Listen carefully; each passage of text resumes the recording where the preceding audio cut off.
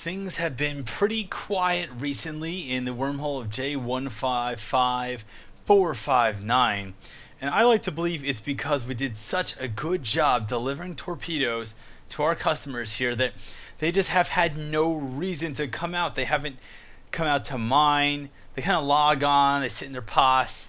They don't do anything. They log off. I mean, it's what they don't have to mine because they got all these free torpedoes. They don't need the money to mine. So it's kind of, I feel like we've done our job. So they're kind of just hanging out now. But what I need to do now is there is one thing that's been troubling me, and that is I remember that they have these large standard containers that are out in the middle of space. They're holding loot and drones and ammo and all that kind of stuff. And while we can't scan them down with combat scanner probes, we can scan them down the old-fashioned way with D-scan, just with inventive D-scan use. And that's basically what I plan to do, is to try to find these containers. And why would I want to find, access, or destroy these containers? And that's simple. The answer is because I feel like I'm being undercut here. We're providing a free service to bring ammunition to these people, and then they have these containers of ammunition just floating out in space. Like, why do they even have us here? I just feel like it's just bothering me. It's just bothering me on an emotional level. So that's why I need to scan this stuff down. I need to scan it down. Now I have set up here some bookmarks. I'm making a series of bookmarks to try to figure out exactly where these containers are, but I believe they're in line with planet 6 here, possibly. And if I do a 5-degree scan off planet 6, they are lined up. If I line to these other planets 5 degrees, it's still here. Okay, so it's somewhere over here. If I come over closer to the sun, no. So it's closer over in this direction. I'm trying to remember, their POS is at planet 5. Although I don't remember exactly where planet 5 is here. Here it is. It's way over here. So it's not in line with 5 at all. It's probably closer to 6. So we're going to try this. I'm going to try to figure out the exact distance it is in front of me from this temporary position. I brought it down to 0.8. Hold on. 0.8 AU. 0.7 AU. 0.5. No. 0.6. Okay. So it's about 0.6 AU in front of me. So I'm basically just going to warp in this direction. I'm currently at temp 2, and I'm just going to warp back. And we're just going to warp drive active. We're just going to keep moving here until I get to a little bit of people and places, add location, temp 3. Okay. I'm going to save temp 3. I didn't know how close that was actually. Now that I think about it, I think I might have been a little premature. Temp 3, temp 2. Okay. Alright, this might actually be correct. So we're going to go now warp over to temp 2. Warp drive. Temp 3. And I can check back. And I don't know what the hell is doing with all these other temps. They got to go away. Okay, let's see if it's in front of me. Is it still in front of me? Scan. No. So it's closer to this other planet back here. Is that right? This planet. Is it back here? Yes. Is it aligned to the planet? Going down to 5 degrees? No. 15 degrees. Damn. That probably means I was aligned to the wrong planet to start with.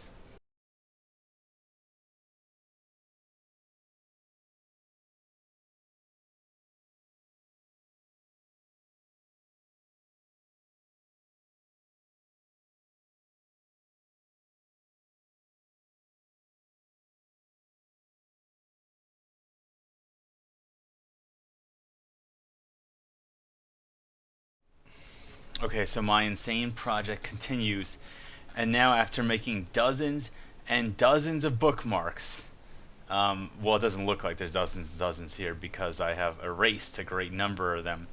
I have slowly gotten down to the point now where I am only 41,000 kilometers from the safe where the wormhole residents are keeping their standard containers. So they weren't keeping them in line with any celestials I could identify.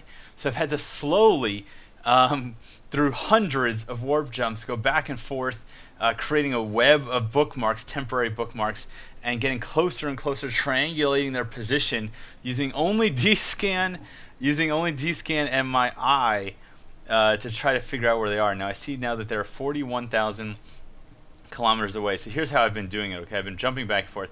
Well, I whip my D scan back and forth. But basically, what I do is I come up here and I'm between these two celestials. Essentially, I go to a 180-degree scan this way. I see if it's here. All right, it is there.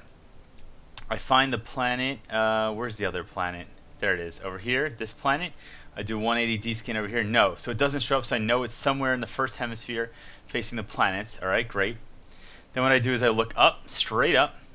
D scan. It doesn't show up. Look straight down. D scan. It does show up. Then I come over here and scan to the left. 180 degrees. It does show up. So it's somewhere between the bottom, right? The bottom left. Then I go to 90 degrees. So it's down and to the left. 60 degrees. It's down and to the left. It's like directly down and to the left from me. 30 degrees. Well, no. 60, yes. So when I come in here, right? Then I come in real close and I see, okay, I need to go down and to the left. So here's the horizon over here. Down and to the left.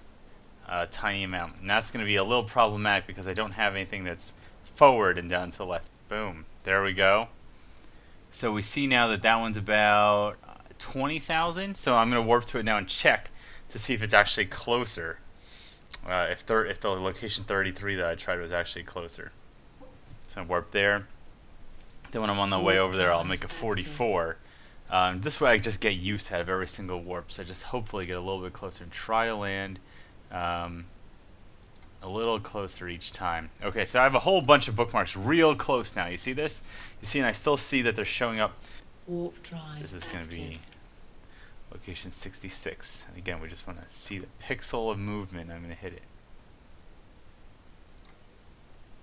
And usually it's just too late. By the time you see it move, it's too late. But again,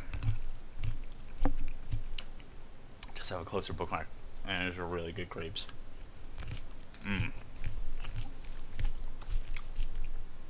Sugar helps me concentrate. Okay, getting very close. 24.5K off cans. This is now within driving 12,000 kilometers. So let me see if I can go up to 500 meters a second. It's 1 kilometers every 2 seconds. 12,400 kilometers divided by, what's my top speed here? 684. That's kilometers. 1, 2, 3. Oops, hold on a second. 12,400 1,000 meters divided by 600 meters a second equals that 20,000 seconds divided by 60, 344 minutes. So it's still 5 hours of flying. Now 3,300 kilometers off the cans. This is so close. I feel like an optometrist is like, is it 1 or is it 2? It's closer to 1 or closer to 2? 1 or 2? 1 or 2? Back, right, down. So close. So close. Oh my god, so close. Back, right, down. Back, right, down. That 4,800 seconds. It's 80 minutes. Still kind of long. Again, I can cut this down way more than that in 80 minutes. Okay, now within 2,000 AU, kilometers, 2,000 kilometers, so pretty damn close.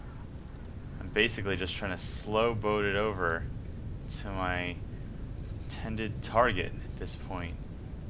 I mean, not target, competition. This is a business. Competition is serious business. So now I'm being joined by Carter Ninse, who has decided to come along in his Manticore. He and I have now gotten within 1,500 kilometers of the of these things, and we're just slow boating out there. He's got his micro warp drive. I only have an afterburner, so I'm letting him go ahead, and I'm just gonna warp to within him and just play catch up. We're just gonna slingshot this stuff, shake and bake, as they say, shake and bake. This is it. According to Carter, we have found their safe spot. We've through slow boating, through hours and hours of work. Holy shit! I can't believe this.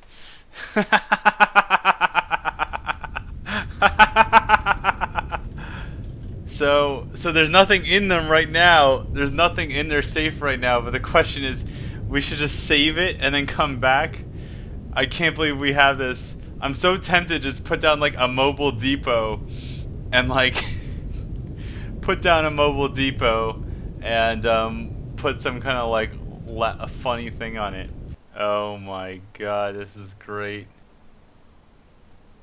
Oh, actually, oh, I don't think it's theirs at all. Unless it's intentionally from another person. Alright, so we're gonna leave this for now. This is what you get an E for dedication. Like, space is fucking huge. I think people don't understand how fucking huge space is. This coming down to within just being a couple thousand meters from this thing and being in all of space is just an absolutely ridiculously vast amount of time. But with enough dedication, with enough, a lot of time, and a little tape goes a long way.